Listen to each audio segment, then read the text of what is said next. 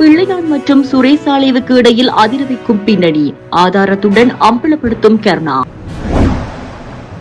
விஜயதாச ராஜபக்சவின் வீட்டில் பாரிய பணப்பரிமாற்றம், பெண் தொடர்பில் அம்பலப்படுத்தும் அதிகாரிகள்.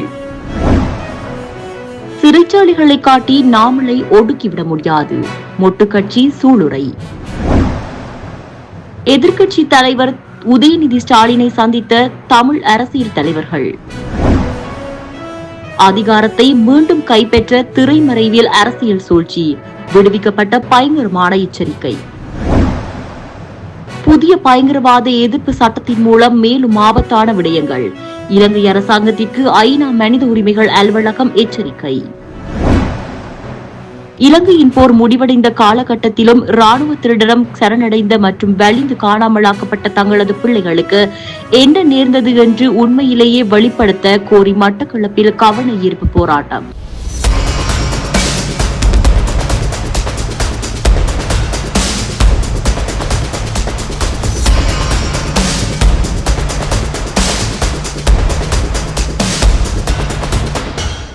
உயிர்த்த ஞாயிறு தாக்குதல் தொடர்பான விசாரணைகளின் போது முன்னாள் அமைச்சர் விநாயகமூர்த்தி முரளிதரன் குற்றப்புலனாய்வு திணைக்களத்தில் வாக்குமூலம் ஒன்றை வழங்கியுள்ளதாக வார இறுதி சிங்கள பத்திரிகை ஒன்று செய்தி வெளியிட்டுள்ளது. இந்த விசாரணையின் போது பிள்ளையான் தரப்பினருக்கும் அரசு புலனாய்வு சேவையின் முன்னாள் பிரதானி சுரேசாலேவுக்கும் இடையிலான தொடர்புகள் பற்றிய தகவல்கள் வெளியாகியுள்ளன. மேலும் கிழக்கு மாகாணத்தில் அவர்கள் இணைந்து மேற்கொண்ட செயற்பாடுகள் குறித்து பல முக்கிய தகவல்கள் வெளியாகியுள்ளதென பத்திரிகை செய்தி வெளியிட்டுள்ளது. பிள்ளையான் தரப்பினருக்கும் தங்குமிட வசதிகளை கொடுப்பதிலும் சுரேசாலேவினால் அறிமுகப்படுத்தப்பட்ட நபர்களே உதவிகளை வழங்கியதாக கருணா குறிப்பிட்டுள்ளார். இதற்கான நிதியுதவிகள் மற்றும் வசதிகளும் அவர்களாலேயே மேற்கொள்ளப்பட்டதாகவும் கருணா ஆதாரங்களுடன் வெளிப்படுத்தியுள்ளதாக குற்றப்புலனாய்வு திணைக்கள வட்டாரங்கள் தெரிவிக்கின்றன. கருணா மற்றும் பிள்ளையான் ஆகிய இருவரும் முன்னாள் ஜனாதிபதி மகிந்த ராஜபக்சவிற்கு ஆதரவு வழங்கி வந்துள்ளனர். ஆனால் அவர்கள் இருவருக்கும் இடையில் நீண்ட காலமாக மோதல் போக்கு நிலவி வருவதாக காட்டிக் கொண்டுள்ளனர். இந்த நிலையில் பிள்ளையான் தரப்பினரால் புலனறுவை வெலிகந்தை பகுதியில் நடத்தப்பட்ட சித்திரவதை முகாம் குறித்து குற்றப்புலனாய்வு திணைக்களம் பலரிடம் வாக்குமூலங்களை பெற்றுள்ளது. மேலும் கொழும்பு நகருக்குள் அவர்களின் செயற்பாடுகளுக்கு உதவிய நபர்கள் குறித்த விரிவான விசாரணைகளும் தற்போது ஆரம்பிக்கப்பட்டுள்ளதாக அந்த வட்டாரங்கள் மேலும் குறிப்பிட்டன. முன்னாள் அமைச்சர் விஜயதாச ராஜபக்சவிற்கு சொந்தமான வீட்டில் வைத்து மிகப்பெரிய பணப்பரிமாற்றம் மேற்கொள்ளப்பட்டுள்ளதாக லஞ்ச ஊழல் ஆணைக்குழு தெரிவித்துள்ளது. ஒழுங்கமைக்கப்பட்ட குற்றவாளியான ஹர்கட்டா என அழைக்கப்படும் நதுன் நிந்திக விக்ரம ரத்னவிற்கு எதிரான சட்ட நடவடிக்கைகளை தளர்த்துவதற்காக இந்த பணப்பரிமாற்றம் மேற்கொள்ளப்பட்டுள்ளது. ஹரக்கட்டாவின் மனைவியிடமிருந்து பெறப்பட்ட 1200 லட்சம் ரூபாவில் 200 லட்சம் ரூபாவை மீண்டும் அவரிடம் கையளிப்பதற்காக நுகேகொட நாவல விஜயபாகு மாவட்டத்தில் உள்ள விஜயதாச ராஜபக்சவின் சொந்தமான வீட்டில் இந்த பணப்பரிமாற்றம் நடந்துள்ளதாக தெரிவிக்கப்பட்டுள்ளது. இந்த விடயத்தை லஞ்ச ஊழல் ஒழிப்பு ஆணைக்குழுவின் உதவி சட்ட பணிப்பாளர் சட்டத்தரணி அனுஷா சம்பந்த பெரும நீதிமன்றத்தில் வெளிப்படுத்தியுள்ளார். உரிய பணப்பரிமாற்றம் இடம்பெற்றதான விதம், அதில் சம்பந்தப்பட்ட நபர்கள் குறித்து தங்கள் விசாரணைகளின் மூலம் உறுதிப்படுத்தப்பட்டுள்ளதாக அவர் நீதிமன்றத்தில் சமர்ப்பித்துள்ளார். இதேவேளை முன்னாள் அமைச்சர் ஜனாதிபதி சட்டத்தரணி விஜயராச ராஜபக்ஷ, அவரது மகன் ரகித ராஜபக்ஷ உள்ளிட்டோருக்கு அவரது குடும்பத்தினர் அவரின் சொத்துக்கள் குறித்து விசாரணைகளை நடத்துமாறு முறைப்பாடு செய்யப்பட்டுள்ளது. ஊழல் மற்றும் வீணடிப்புக்கு எதிரான பிரஜைகள் சக்தி அமைப்பினால் நேற்று இந்த முறைப்பாடு செய்யப்பட்டுள்ளது. குற்றப்புலனாய்வு திணைக்களத்தின் அதிகாரிகளிடமிருந்து இந்த அமைப்பினரால் முறைப்பாடு ஒன்று சமர்ப்பிக்கப்பட்டுள்ளது. ஹரக்கட்டாவின் தடுப்பு காவல் தொடர்பில் ரகித ராஜபக்ஷ உள்ளிட்ட 3 பேர் கைது செய்யப்பட்டு விளக்கமறியலில் வைக்கப்பட்டுள்ளமை குறிப்பிடத்தக்கது. தமிழ்நாடு சட்டமன்ற எதிர்க்கட்சி தலைவர் உதயநிதி ஸ்டாலினை ஈழத்தமிழ் அரசியல் தலைவர்கள் சந்தித்து தங்களின் கோரிக்கைகள் அடங்கிய அறிக்கை ஒன்றை கையளித்துள்ளனர். இந்த சந்திப்பு தமிழ்நாடு சட்டமன்றத்தின் எதிர்க்கட்சி தலைவர் உதயநிதி ஸ்டாலினின் அலுவலகத்தில் இடம்பெற்றுள்ளது. தமிழ் தேசிய மக்கள் முன்னணியின் தலைவரும் நாடாளுமன்ற உறுப்பினருமான கஜேந்திரகுமார் பொன்னம்பலம் தலைமையில் இடம்பெற்ற இந்த சந்திப்பில் தமிழ் தேசிய மக்கள் முன்னணியின் பொதுச் செயலாளர் செல்வராஜா கஜேந்திரன், தமிழ் தேசிய பசுமை இயக்கத்தின் தலைவர் பொன்னுத்துரை கங்கரநேசன், சென்னை தமிழ் கட்சியின் தலைவர் சிரேஷ்ட ஜனாதிபதி சட்டத்தரணி KV தவராசா, தமிழ் தேசிய மக்கள் முன்னணியின் தேசிய அமைப்பாளர் தர்மலிங்கம் சுரேஷ், சிரேஷ்ட சட்டத்தரணி சுபாஷ், சிரேஷ்ட சட்டத்தரணி நடராஜா காந்தீபன் மற்றும் கொள்ளை பிரிவு செயலாளர் உள்ளிட்ட பிரதிநிதிகள் கலந்து கொண்ட போது நேற்று தமிழ்நாடு முதலமைச்சருடன் இடம்பெற்ற சந்திப்பில் முன்வைக்கப்பட்ட விடயங்கள் மீண்டும் விரிவாக ஆராயப்பட்டன. குறிப்பாக கடந்த 18 டிசம்பர் 2025 அன்று அப்போதைய தமிழ்நாட்டு முதலமைச்சர் ஸ்டாலினின் உடன் இடம்பெற்ற சந்திப்பின் பின்னர் எமது கோரிக்கைகளின் அடிப்படையில் அவர் 11 பிப்ரவரி 2026 அன்று இந்திய பிரதமருக்கு ஈழத்தமிழர்களின் அரசியல் அபிலாஷைகள் தொடர்பாக எழுதிய கடிதம் நினைவூட்டப்பட்டது. அந்த கடிதத்தில் முன்வைக்கப்பட்ட நிலைப்பாடுகளை தொடர்ந்து உறுதியுடன் வலியுறுத்தி வருவதுடன் இலங்கையின் ஒற்றையாட்சி அரசியல் கட்டமைப்பை மேலும் வலுப்படுத்தும் முயற்சிகளை தடுத்து நிறுத்துவதற்காக தமிழ்நாட்டில் உள்ள அனைத்து அரசியல் கட்சிகளையும் ஒருங்கிணைத்து இந்திய மத்திய அரசுக்கு தேவையான அரசியல் அழுத்தங்களை வழங்க வேண்டும் என வலியுறுத்தப்பட்டுள்ளது. அதேவேளை ஈழத்தமிழர் அரசியல் பிரச்சினைகளுக்கு நிலையான தீர்வாக தமிழர்களின் தேசம், தனித்துவமான மக்கள் என்ற அங்கீகாரம், அவர்களின் சுயநிர்ணய உரிமையும் ஏற்றுக்கொள்ளப்பட்ட அடிப்படையில் கூட்டாட்சி கட்டமைப்பிலான அரசியல் தீர்வை எடுத்தியம்பிய இந்தியா உறுதியான அரசியல் முன்முயற்சியினை மேற்கொள்ள வேண்டும் எனவும் கோரிக்கை விடுக்கப்பட்டுள்ளது. மேலும் தமிழ் மக்களுக்கு எதிராக மேற்கொள்ளப்பட்ட இனப்படுகொலை தொடர்பில் சர்வதேச சுயாதீன மற்றும் நம்பகமான விசாரணையை ஏற்படுத்துவதற்கான முயற்சிகளுக்கு இந்தியா ஆதரவளிக்க வேண்டியதன் அவசியம் வலியுறுத்தப்பட்டது. மேலும் தமிழ்நாட்டு மீனவர்களுக்கும் ஈழத்தமிழ் மீனவர்களுக்கும் இடையில் எல்லை தாண்டிய மீன்பிடி நடவடிக்கைகள் காரணமாக நீண்ட காலம் நிலவி வரும் முரண்பாடுகளும் நிரந்தரமாக தீர்வு காணும் வகையில் ஆக்கப்பூர்வமான நடவடிக்கைகளை உடனடியாக முன்பெடுக்கப்பட வேண்டும் எனவும் வலியுறுத்தப்பட்டது. இது தொடர்பாக கடந்த டிசம்பர் மாதம் அப்போதைய தமிழ் முதலமைச்சர் ஸ்டாலின் அவர்களுடைய நடைபெற்ற சந்திப்பின் போது ஒரு தரப்பு மீனவர் பிரதிநிதிகளையும் நேரடியாக சந்திப்பதற்கான ஏற்பாடுகளை மேற்கொண்டு நிலையான தீர்வை உருவாக்குவதற்கான முயற்சிகளை முன்னெடுப்பதாக அவரால் தெரிவிக்கப்பட்ட விடயம் நினைவூட்டப்பட்டது. நாட்டில் தற்போது திரைமறைவில் உருவாகி வரும் ராஜபக்சேக்களின் புதிய அரசியல் ஒன்றிணைவுகள் மற்றும் கூட்டணிகள் தொடர்பில் நாட்டின் பொதுமக்கள் மிகுந்த அவதானத்துடனும் கவனத்துடனும் செயற்பட வேண்டும் என்று மக்கள் போராட்ட இயக்கத்தின் செயற்குழு உறுப்பினர் வசந்த முதலிகே சுட்டிக்காட்டியுள்ளார். கொழும்பில் நேற்று ஊடகங்களுக்கு கருத்து தெரிவிக்கும் போதே மேற்கண்டவாறு அவர் தெரிவித்துள்ளார்.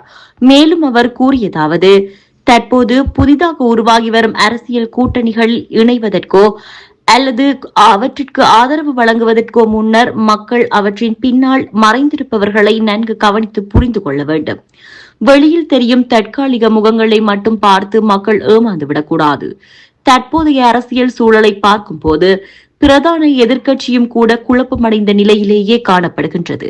இந்த புதிய கூட்டணிகள் எதுவும் மக்கள் நலனுக்காக உருவாக்கப்பட்டவை அல்ல. மாறாக இழந்த அதிகாரத்தை மீண்டும் எப்படியாவது கைப்பற்றும் நோக்கத்துடன் உருவாக்கப்படும் சுயநல அரசியல் கட்டமைப்புகளாகும். எனவே பொதுமக்கள் எவ்வித அவசரமுமின்றி நிதானமாக செயற்பட வேண்டும். குறித்த புதிய கூட்டணிகளில் நாமல் ராஜபக்ஷ, கோட்டாபாய ராஜபக்ஷ, மகிந்த ராஜபக்ஷ ஆகியோரின் அரசியல் முகங்கள் மீண்டும் ஒன்றிணைக்கப்பட்டு வருகின்றன. இவர்களின் பழைய அரசியல் முகமூடிகள் தற்போது பொதுவாக மக்கள் மத்தியில் வெளிப்பட தொடங்கியுள்ளன. மேலும் நாடாளுமன்ற உறுப்பினர் தயாஸ்ரீ ஜெயசேகர உள்ளிட்ட சிலர் இவ்வாறான சுயநல கூட்டணிகளை உருவாக்கும் முயற்சியில் தீவிரமாக ஈடுபட்டு வருகின்றனர். அனைத்து தரப்பையும் ஒன்றிணைத்து ஒரு பாரிய அரசியல் கூட்டணியை உருவாக்க வேண்டும் என்ற பேச்சுக்கள் தற்போது முன்னெடுக்கப்பட்டு வருகின்றன. அதேபோல் SM சந்திரசேன உள்ளிட்டோருக்கு இந்த அரசியல் சூழ்ச்சி பின்னணியில் இயங்கி வருகின்றனர். இத்தகைய தந்திரோபாய அரசியல் ஒன்றிணைவுகள் நாட்டிற்கு மிகவும் ஆபத்தான ஒரு சூழ்நிலையை மீண்டும் தோற்றுவிக்கக்கூடும். இவை ஊழல் மோசடிகள் மற்றும் அதிகார துஷ்பிரயோகங்களுடன் நேரடியாக தொடர்புடைய பழைய அரசியல் சக்திகளை மீண்டும் ஆட்சியில் அமர வைத்து வலுப்படுத்தும் முயற்சிகளாகவே அமையும். இவ்வாறான சந்தர்ப்பவாத அரசியல் நகர்வுகளை மோசமான விளைவுகளை எதிர்காலத்தில் நாட்டிற்கு தெளிவாக வெளிப்படுத்தும் என்று எச்சரித்துள்ளார். முன்மொழியப்பட்ட பயங்கரவாத எதிர்ப்பு சட்டமூலமானது தற்போது நடைமுறையில் உள்ள பயங்கரவாத தடை சட்டத்தில் ஏற்கனவே கண்டறியப்பட்ட குறைபாடுகளை அப்படியே தக்க வைத்துக் கொண்டுள்ளதுடன் அவற்றை மேலும் விரிவுபடுத்துவதாகவும் அமைந்துள்ளதாக ஐக்கிய நாடுகள் மக்கள் மனித உரிமைகள் உயர்ஸ்தானிகர் அலுவலகம் அரசாங்கத்திற்கு தெரிவித்துள்ளது. அதேவேளை இந்த புதிய சட்டமூலமானது மேலும் பல புதிய அபாயங்களையும் கவலைகளையும் தோற்றுவிப்பதாக அமைந்துள்ளதாகவும் அந்த அலுவலகம் சுட்டிக்காட்டியுள்ளது. அத்துடன் புதிய சட்டம் உருவாக்கப்படும் வரையில் பயங்கரவாத தடை சட்டத்தின் பயன்பாட்டை இடைநிறுத்தவும் உயர்ஸ்தானிகர் அலுவலகம் வலியுறுத்தியுள்ளது. இலங்கையின் போர் முடிவுக்கு வந்த காலகட்டத்தில் ராணுவத்தினரிடம் சரணடைந்த மற்றும் வலிந்து காணாமலாக்கப்பட்ட தங்களது பிள்ளைகளுக்கு என்ன நேர்ந்தது என்ற உண்மையை வெளிப்படுத்த கோரியும் சர்வதேச விசாரணையை வலியுறுத்தும் மட்டக்களப்பில் இன்று கவனஈர்ப்பு போராட்டம் ஒன்று முன்னெடுக்கப்பட்டது. மட்டக்களப்பு மாவட்ட வலிந்து காணாமலாக்கப்பட்டவர்களின் உறவினர்களின் சங்கம் ஏற்பாடு செய்திருந்த இப்போராட்டத்தில் காணாமலாக்கப்பட்டவர்களின் தாய்மார்கள் மற்றும் உறவினர்கள் என பலர் கலந்து கொண்டு தங்களது ஆதங்கங்களையும் கோரிக்கைகளையும் பதாகைகள் மூலம் வெளிப்படுத்தியிருந்தனர். மட்டக்களப்பு மாவட்ட வலிந்து காணாமலாக்கப்பட்டவர்களின் உறவினர்கள் சங்க தலைவி அமலநாயகி தலைமையில் போராட்டம் முன்னெடுக்கப்பட்டது. இந்த அரசாங்கத்தாலேயோ சரி, இதுக்கு முதல் வந்த அரசாங்கங்களாலேயோ சரி, எங்களுக்கு நடந்த இனப்படுகொலைக்கும் வலிந்து காணாமல் ஆக்கப்பட்ட உறவுகளுக்கும் உலக பொறிமுறைகள் ஊடாக எந்த ஒரு தீர்வு மட்டாத பட்சத்தில் 2017ஆம் ஆண்டில் இருந்து நாங்கள் சர்வதேச நீதி பொறிமுறை ஊடாகத்தான் எங்களுக்கு தீர்வு கிடைக்கும்ன்றதில் நாங்கள் உறுதியாக நிற்கிறோம். வடக்கு கிழக்கு வலிந்து காணாமலாக்கப்பட்ட உறவுகளாக இன்றைக்கு பார்த்தீங்கன்னு சொன்னால் ஓஎம்பி என்ற ஒரு பொய்யான ஒரு அலுவலகத்தை, ஒரு பிரயோசனம் இல்லாத ஒரு அலுவலகத்தை சர்வதேசத்தில் உள்ளவங்களும் அதை அங்கீகரித்து இன்றைக்கு இலங்கையில் வடக்கு கிழக்கில் நடந்த காணாமல் போனோருக்கான அலுவலகம் உண்டு இங்கே திறந்து வச்சிருக்கிறாங்க. நாங்கள் கேட்குறது காணாமல் போனோருக்கான அலுவலகத்தை அல்ல, அதன் ஊடாக எங்களுக்கு நீதி கிடைக்காது. நாங்கள் கேட்டுக்கொண்டிருக்கிறது வலிந்து காணாமல் ஆக்கப்பட்டோருக்கான ஒரு அலுவலகத்தை. அந்த வலிந்து காணாமல் ஆக்கப்பட்டோருக்கான அலுவலகம் இங்கே இலங்கையில் சரி, சர்வதேசத்திலேயோ சரி, இதுவரைக்கும் கொண்டு வரப்பட இல்லை.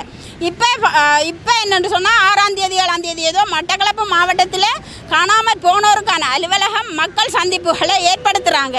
அதில் நீதியமைச்சர் சொல்லியிருக்கிறார் என்னென்று சொன்னால், தங்களுக்கு மரண சான்றிதழ்களை கொடுத்து அவர்களுக்கான இழப்பீடுகளை கொடுத்து இந்த பிரச்சனையை முடிவுக்கு கொண்டு வரதாக சொல்லியிருக்கிறார். ஆனால் எங்களோட உறவுகளுக்கு என்ன நடந்ததுன்னு தான் நாங்கள் கேட்டுக்கொண்டிருக்கிறோம். நாங்கள் மரண சான்றிதழ் இந்த தாய்மார் எடுத்தாலும் சரி, நஷ்ட ஈடுகளை இவங்க கொடுத்தாலும் சரி, தங்களோட உறவுகளுக்கு என்ன நடந்ததுன்ற உண்மையை சொல்ல வேணும். ஒவ்வொரு அரசாங்கமும் சிங்கள ஆதிக்கம் கொண்ட அரசாங்கத்தால் அரச படையினர்களால் கைகளில் கொடுத்த அந்த உறவுகள், இந்த பிள்ளைகள், சிறுவர்கள், அவர்கள் வெள்ளவேனில் கடத்தி போனவங்களோட உறவுகள், அவர்களுக்கு என்ன நடந்தன்றதை உண்மையை சொல்லணும். சாட்சியங்களாக நாங்கள் இருந்தும் இதுவரைக்கும் எங்களோட சாட்சியங்களை 12 ஆணைக்குழுக்களில் பதிவு செய்திருக்கிறாங்களே தவிர அதை ஒரு தரவுக்காக மாத்திரம்தான் எடுக்கிறாங்க. அந்த தரவுகளை எடுத்துக்கொண்டு அவங்க எங்களுக்கான நீதியை தராமல் மறுத்து கொண்டு இருக்கிறாங்க. மற்றது சர்வதேச சில அமைப்புகள் இதை கவனத்தில் கொள்ள வேணும். ஏனெண்டா இந்த இலங்கை அரசாங்கத்துக்கு கொடுக்குற நிதிகள், அந்த பண்டுகளை வச்சுக்கொண்டு எங்களோட தாய்மாரை ஒரு உலாற்றுப்படுத்தல்ன்ற ஒரு பேரில் மரங்களை நடுறாங்க, மற்றது சித்திரங்களை வரைகிறாங்க. இப்போ நான் கேட்குறேன், ஒரு சித்திரத்தை வரைஞ்சா எந்த கணவர் இல்லாத வலியை அதால் மறந்து கொள்ளையலுமா? ஒரு சித்திரத்தை வரைஞ்சா சரி, ஒரு மரத்தை கொண்டு நாங்கள் நாட்டுறோம் என்னென்று கேட்டால் மனாற்றுப்படுத்தல்னு சொல்கிறாங்க. அந்த மரம் செத்து போனால் எங்கள்கிட்ட இருக்கிற வலியை விட இன்னும் 2 மடங்காக மாறுமா மாறாதா இந்த வலி? இந்த வேதனைகளை ஏன் இந்த காசு கொடுக்குற நிதி நிறுவனங்கள் எங்களுடைய உண்மையை கண்டறியறதுக்கான, எங்களோட உறவுகளுக்கு என்ன நடந்ததுன்ற ஒரு விஷயத்தை கண்டறியறதுக்காக அந்த பணத்தை செலவிட்டால் என்ன? நாங்கள் இன்றைக்கு தண்ணிக்கும் வழி இல்லாமல் தான் இந்த தாய்மார் தங்களோட பிள்ளைகளை கேட்டுக்கொண்டு நிற்கிறோம். இன்றைக்கு நாங்கள் அவங்களுக்கு என்ன நடந்துன்றதை நாங்கள் அறியணும். அடுத்த கட்டத்துக்கு நாங்கள் போகிறதுக்கு எங்களோட உறவுகளுக்கு என்ன நடந்துன்ற உண்மையை தெரியணும். குற்றவாளிகளை கூண்டில் நிறுத்தணும், அவர்களுக்கான தண்டனைகள் கொடுக்கணும். அப்படி கொடுத்தா தான் எங்களோட மனம் மாறும். அதை விட்டுட்டு காசுகளை கொடுத்துட்டு மறப்போம் மன்னிப்போம் போகிறதுக்கு நாங்கள் தொலைச்சதை ஆடு மாடு இல்லை பொருள் நகைகளை பொருளையா இல்லையே. நாங்கள் எங்கட பெருமதியான உயிர்களை தொலைச்சிருக்கோம். இந்த 17 வருஷத்துக்கு இந்த பிள்ளைகளை வளர்க்குறதுக்கு நாங்கள் பட்ட அவமானங்கள், நாங்கள் பட்ட கஷ்டங்கள், நாங்கள் பட்ட வேதனைகள், நாங்கள் எவ்வளவோ பிரச்சனைகளுக்கு நாங்கள் முகம் கொடுத்து கொண்டு இன்றைக்கு சர்வதேச நாட்டுட்டு நாங்கள் போய் நிற்கிறோம்.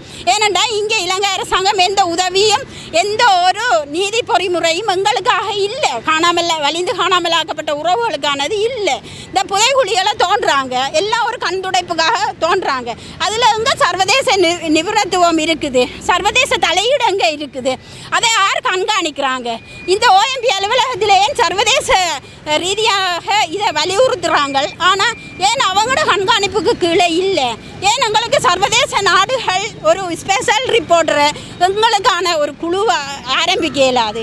சர்வதேசத்தில் அந்த சட்டம் இல்லை, ஐநாவில்ன்ட்டு சொல்கிறாங்க. ஆனால் அதை கொண்டு போகிறதுக்கே எங்களுக்கான எங்களோட பிரச்சனைகள் 17 வருஷத்துக்கான ஒரு ஸ்பெஷல் ரிப்போர்ட்டரை அவங்களால நியமித்து எங்களுக்கான தீர்வை பெற்றுத்தரத்துக்கு ஏன் சர்வதேசமும் முன் வருவது இல்லை? இந்த போலியான இந்த அமர்வுகளில் 1000 ரூபா காசையும் கொடுத்து இந்த தாய்மாரை கூப்பிட்டு தங்களோட பெருமதியான பிள்ளைகளோட பதிவுகளையும் எடுத்துக்கொண்டு அவங்கள காலங்காலமாக ஏமாற்றி 400-500க்கு மேற்பட்ட தாய்மார் இன்றைக்கு சாட்சியங்களாக இருந்தவங்களை நாங்கள் இழந்துட்டு அவங்களுக்காக நாங்கள் இன்றைக்கு குரல் கொடுத்து கொண்டு இருக்கிறோம். தயவு செய்து எங்களுக்கு இந்த போலியான OMP அலுவலகம், போலியான விசாரணை, போலியான வேலை திட்டங்கள், நஷ்ட ஈட்டை நாங்கள் கேட்கல. எங்களோட பிள்ளைகளுக்கு, எங்களோட உறவுகளுக்கு, எங்களோட கணவன்மாருக்கு என்ன நடந்ததுன்றதை கேட்குறோம். யார் கொண்டு போனவன்? என்னத்துக்காக கொண்டு போனவன்? கொண்டுட்டாங்களா? ஏன் கொண்டாங்க? கொண்டவங்களை எங்கே கொண்டு புதைச்சாங்க? இதுகளுக்கான விடைகளை தந்த பிறகு அவங்க அதுக்கு பிறகு நாங்கள் முடிவெடுக்கிறோம் அதுக்கு என்ன தேவைன்றது, எங்களுக்கு என்ன தேவைன்றது. ஆகவே இதில் சர்வதேச நாடுகளும் சரி, ஐக்கிய நாடுகள் சபைகளும் சரி, இதுகளை பற்றி கருத்தில் கொண்டு எங்களுக்கான தீர்வுகளை பெற்றுத்தரத்துக்கு முழுமையாக உங்களோட பங்களிப்போடு, உங்களோட ஆதரவோடு, உங்களோட கண்காணிப்புக்கு கீழே எங்களுக்கு வலுவான ஒரு விசாரணை வேணுமென்றதை இந்த இடத்துல கூறிக்கொள்ள விரும்புகிறேன். என்னுடைய மகன் எங்கள் மகன் எங்கே என்ன செய்யறது? எங்களுடைய மகன் என்ன நீங்கள் சொன்னீங்க மரண இது சாரன்னு சொன்னீங்க. செத்திருந்தாலுங்கிற மகன் மரணம் இந்த சவத்தை தந்திருக்கலாம் தானே, மரண அறிவித்தை வெற்றிக்கலாம் தான். நீங்கள் எங்களோட மகன் எங்கே? நாங்கள் போகாத இடமே இல்லை, போகாத இடமே இல்லை. நாங்கள் இவ்வளோ கஷ்டப்பட்டுருக்கோம். 21 வயசு என் மகன் காணாமல் போனது, மாடி மேய்ச்சி வந்தவர் என்ற மகன். எங்கே இருக்கிற மகன் எங்கே? இவங்க எங்கே? மரணப்பதிவு நீங்கள் தாரியல் நீங்கள் இந்த பொடியை தந்திருக்கலாம். நீங்கள் கையில் தந்திருந்தா நாங்கள் மரணப்பதிவு வச்சுருக்கோம். எங்கே மகன் எங்கே? கஷ்டப்படுறோம், நாங்கள் எத்தனை வருஷத்துக்கு கஷ்டப்படுறோம். காணாமல் ஆக்கப்பட்ட உறவுகள் தொடர்பாக OMP அலுவலகம் அமைக்கப்பட்டிருப்பது தொடர்பாக மக்களின் எண்ண கொதிப்புகளை இப்போது வெளியிட்டு கொண்டிருக்கின்றார்கள். காணாமல் ஆக்கப்பட்ட உறவுகள் பல தடவைகள் இந்த இடத்தில் கூடி தங்களுடைய கருத்துக்களை உணர்வுபூர்வமாக தெரிவித்திருக்கின்றார்கள் என்பதை எல்லோரும் அறிவீர்கள். ஆனால் அவர்கள் தெரிவித்த அந்த கருத்துகளுக்கு, கேள்விகளுக்கு இன்னும் விடை கிடைக்கவில்லை. அதாவது எங்களுக்கு தெரிய வேண்டும், நாங்கள் கேட்பதெல்லாம் பொறுப்புக்கூறல் என்கின்ற விடயத்தை அரசாங்கம் சொல்ல வேண்டும். பொறுப்புக்கூறல் என்பது உண்மைகளை கண்டறிய வேண்டும். உண்மைகளை கண்டறிந்த பின்னர் அதற்கு நீதி வழங்க வேண்டும். நீதி வழங்கியதன் பின்னர் மீண்டும் இந்த அநியாயங்கள் நிகழாமல் பாதுகாப்பதற்குரிய ஒரு நீதியான அரசியல் தீர்வு கிடைக்க வேண்டும். இவ்வாறான செயல்பாடுகளுக்கு அப்பால் குற்றம் புரிந்தவர்கள் தண்டிக்கப்பட வேண்டும். குற்றம் புரிந்தவர்களை தலையில் தடவிக்கொண்டு நியாயம் வழங்க முடியாது. தற்போதைய நிலையில் செம்மணி புதைகுழி அகலப்பட்டு கொண்டிருக்கின்றது. இதுவரை 400க்கும் மேற்பட்ட எலும்புக்கூடுகள் கண்டறியப்பட்டிருக்கின்றது. இந்த எலும்புக்கூடுகளை நாங்கள் உற்று நோக்குகின்ற போது வகை தொகை இல்லாமல் கொல்லப்பட்டிருக்கின்றார்கள், புதைக்கப்பட்டிருக்கின்றார்கள். குழந்தைகள் கொல்லப்பட்டிருக்கின்றார்கள், சிறுவர்கள் கொல்லப்பட்டிருக்கின்றார்கள், வாலிபர்கள், மங்கைகள் கொல்லப்பட்டிருக்கின்றார்கள், தாய்மார்கள், தந்தையர்கள், வயோதிபர்கள் என்று வேறுபாடு இல்லாமல் தமிழ் இன படுகொலை நடைபெற்றிருக்கின்றது. இப்போது ஒரு உண்மை வெளிவருகின்றது என்னவென்றால், காணாமல் ஆக்கப்பட்டவர்கள் எல்லோரும் ஏதோ திரும்பி வருவார்கள் என்ற ஒரு கடவுள் பிரார்த்தனையோடு எமது மக்கள் இருந்து கொண்டிருக்கின்றார்கள். ஆனால் செம்மணி புதைகுழி எங்களுக்கு தெளிவான ஒரு விடையை சொல்லிக் கொண்டிருக்கின்றது. காணாமல் ஆக்கப்பட்டவர்கள் உயிரோடோ உயிரில்லாமலோ குழி தோண்டி புதைக்கப்பட்டிருக்கின்றார்கள். அப்போது 1996 ஆண்டு காலத்தில் லயன்ஸ் கோப்ரல் சோமரட்ன ராஜபக்ச அவர்கள் ஒரு சாட்சியம் கூறியிருந்தார்.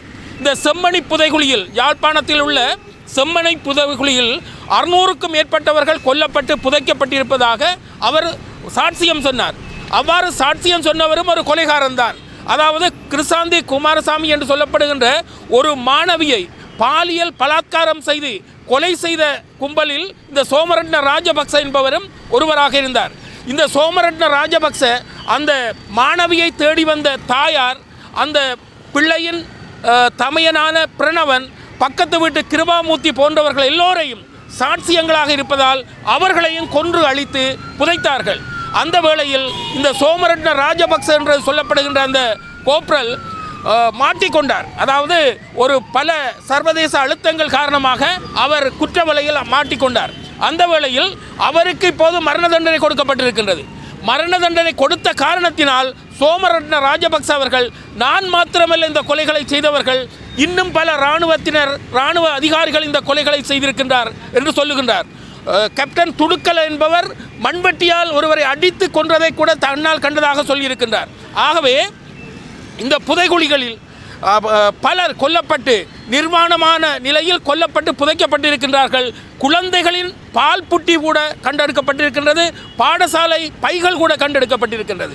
ஆகவே மிக குரூரமான முறையில் தமிழர்கள் என்பதற்காக தமிழின படுகொலையினை அவர்கள் செய்திருக்கின்றார்கள்.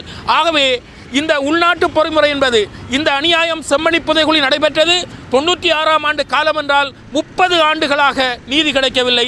அதற்கிடையில் 5 ஜனாதிபதிகள் ஆட்சி செய்திருக்கின்றார்கள். அதாவது சந்திரிகா ஆட்சி செய்திருக்கின்றார், மஹிந்த ஆட்சி செய்திருக்கின்றார், மைத்திரி ஆட்சி செய்திருக்கின்றார், கோத்தபாய ஆட்சி செய்திருக்கின்றார், ரணில் ஆட்சி செய்திருக்கின்றார்கள். இவர் கொல்லப்பட்டவர்கள் தமிழர்கள் என்பதற்காக இந்த பௌத்த சிங்கள மேலாதிக்கத்தின் மூலமாக இந்த கொலைகள் வெளியில் கொண்டு வரப்படாமல் அவ்வாறே உண்மைகளும் புதைக்கப்பட்டிருந்தது, புதைகுழிகளும் புதைக்கப்பட்டிருக்கின்றன. தற்போதைய நிலையில் நாங்கள் வரவேற்கின்றோம் மறுபடியத்தை. இத்தனை 30 ஆண்டுகளாக இந்த புதைக்கப்பட்டிருந்த எலும்புக்கூடுகள், உண்மைகள் 400க்கும் மேற்பட்ட அந்த சடலங்களுக்குரிய எலும்புக்கூடுகள் வந்திருக்கின்றன. ஆகவே இந்த அரசாங்கம் இந்த எலும்புக்கூடுகளை கண்டறிந்ததன் மூலமாக இந்த வடக்கிலும் கிழக்கிலும் தமிழ் மக்கள் கொல்லப்பட்டிருக்கின்றார்கள், இன அழிப்புக்கு உள்ளாக்கப்பட்டிருக்கின்றார்கள், அரச பயங்கரவாதம் தலைவிரித்தாடி இருக்கின்றது என்ற உண்மை சொல்லப்படுகின்றது. நாங்கள் கேட்பதெல்லாம் இந்த புதைகுழிகள் மட்டுமல்ல, வடக்கு கிழக்கில் பல நூற்றுக்கணக்கான புதைகுழிகள் காணப்படுகின்றன. இந்த புதைகுழிகள் ஸ்கேன் செய்யப்பட்டு அவை தோண்டப்படுகின்ற போது இன்னும் பல புதைக்கப்பட்ட உண்மைகள் வெளியில் வரும். ஆகவே நாங்கள் கேட்கின்ற விடயம் என்னவென்றால், 30 வருடங்களாக செம்மணி பிரச்சனை நீடித்தது. அதே போன்று உங்களுக்கு தெரியும், யுத்தம் முடிவடைந்து இப்போது பார்த்தால் 17 யுத்தம் முடிவடைந்து 17 ஆண்டுகள் கடந்திருக்கின்றது.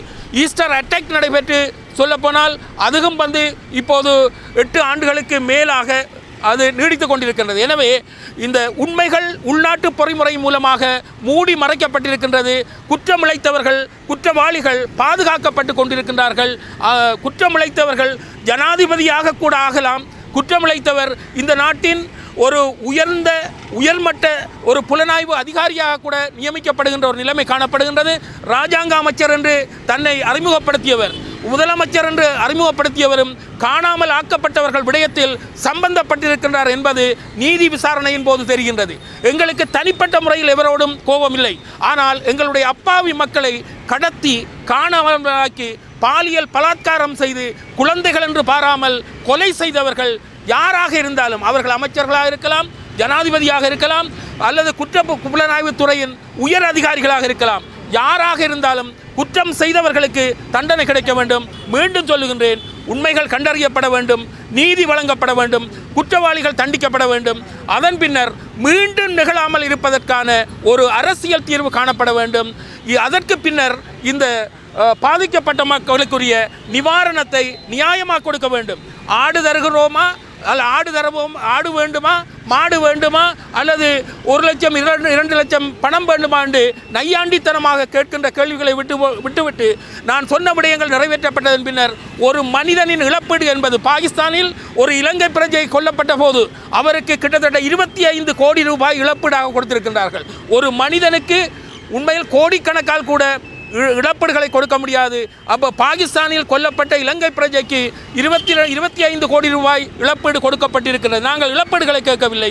உண்மைகளை கண்டறியுங்கள், நீதியை வழங்குங்கள், பொறுப்பு கூறுங்கள், நியாயமான அரசியல் தீர்வை கண்டு மீண்டும் நிகழாமல் பாதுகாத்துக் கொள்ளுங்கள் என்பதை உறுதியாக கூறிக்கொள்கின்றேன். இந்த மக்கள் எத்தனையோ போராடிய மக்கள் 400க்கும் மேற்பட்ட சாட்சியங்கள் இப்போது இறந்திருக்கின்றார்கள். ஆகவே காலத்தை நீடிக்க சாட்சியங்கள் அழிந்து விடுவார்கள். அதன் பின்னர் இந்த விசாரணைகளை கைவிடலாம் என்று நினைக்கின்ற இந்த பௌத்த மேலாதிக்க சிங்கள சிந்தனையை நாங்கள் ஏற்றுக்கொள்ளவில்லை.